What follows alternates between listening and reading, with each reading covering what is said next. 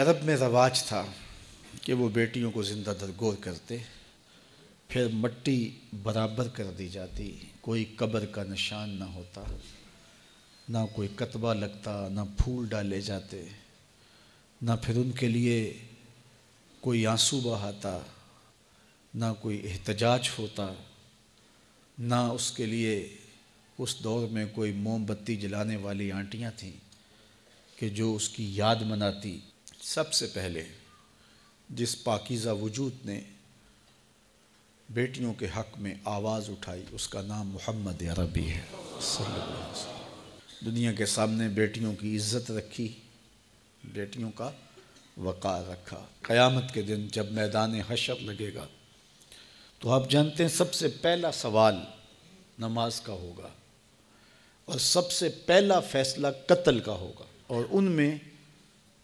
ترجیحاً ان بچیوں کا کیس پہلے لایا جائے گا جو زندہ درگور کر دی گئی، اور احکم الحاکمین کا دربار ہوگا۔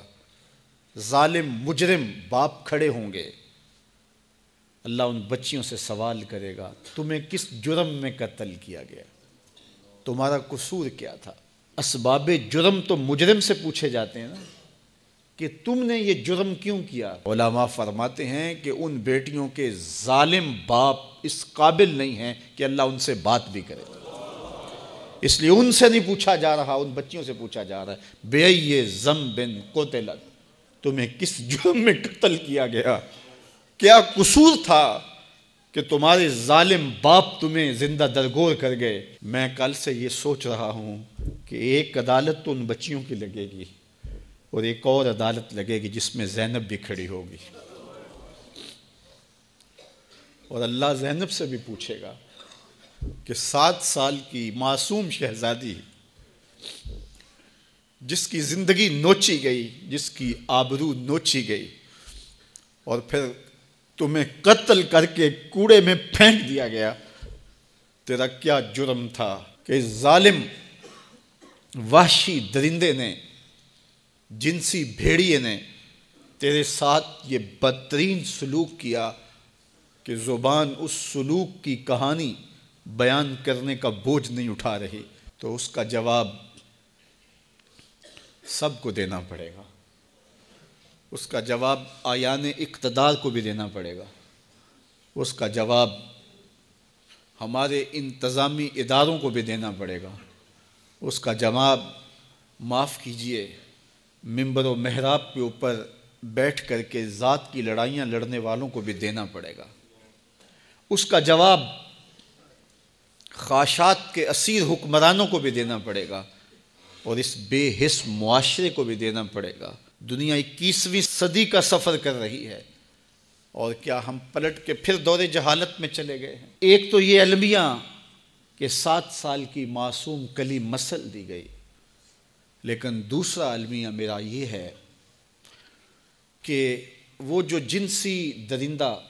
وحشی بھیڑیا 7 سالہ بچی کو اپنی ہوس کا نشانہ بناتا ہے، وہ چھانگا مانگا کے جنگلوں سے نکل کر آیا ہوا کوئی جانور تو نہیں تھا، وہ کسی بل سے نکلا ہوا سانپ تو نہیں تھا، وہ اسی معاشرے کا فرد تھا۔ اس کو کسی ماں نے جنم دیا، کسی باپ کی آغوش تربیت میں رہا، کسی درس گاہ میں بھی گیا ہوگا، اس کے دوستوں کی بھی ایک سوسائٹی ہوگی، اس کے گھر کے قریب کوئی مسجد ہوگی جہاں کبھی کبھار وہ خطبہ جمعہ کے لیے شاید چلا جاتا ہو۔ کیا ان میں سے کوئی ایک بھی نہیں تھا جو اس کو درندہ بننے سے روک کے انسان بنا دیتے؟ تو مجھے پورا معاشرہ مجرم نظر آتا ہے۔ معاشرے کے حیا باختہ ماحول نے اسے بھیڑیا بنا دیا، اسے وحشی بنا دیا۔ تو آج میں اور آپ دیکھیں ہمارے تعلیمی ادارے بچوں کو پیسے کمانے والی مشین بنانے کی کوشش میں لگے ہوئے ہیں، اور والدین کی بھی خواہش ہے کہ ڈاکٹر بنے تو پیسے زیادہ کمائے گا یا انجینئر بنے تو پیسے زیادہ کمائے گا۔ تو ہم بچوں کو انسان بنانے کے لیے سکول کالج میں نہیں بھیجتے، پیسے کمانے والی مشین بنانا چاہتے ہیں۔ مجھے معاف کیجئے گا، دینی ادارے، مسجدیں، خانقاہیں، منبر و محراب اپنی ذمہ داریوں سے کما حقہ عہدہ برا نہیں ہو رہے۔ یہاں فرقہ وارانہ لڑائیوں نے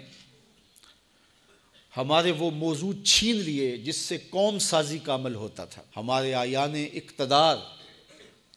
ہمارے منبر و محراب، ہماری دانشگاہیں، ماں باپ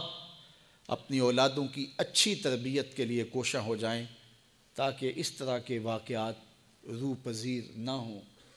اور ہماری بچیوں کی آبرو بھی سلامت رہے اور ہمارے بچے بھی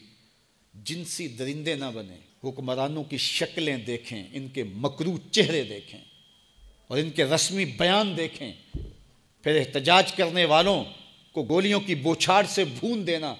وہ فیض آباد میں ہوں یا ماڈل ٹاؤن میں ہوں یا قصور میں ہوں۔ یہ ہمارے حکمرانوں کے مکروہ چہرے ہیں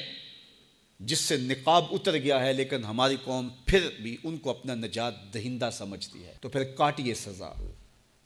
پھر ایک زینب نہیں، گلی گلی زینب ہوس کا نشانہ بنیں گی۔ پھر ایسے جنسی درندے گھر گھر سے نکلیں گے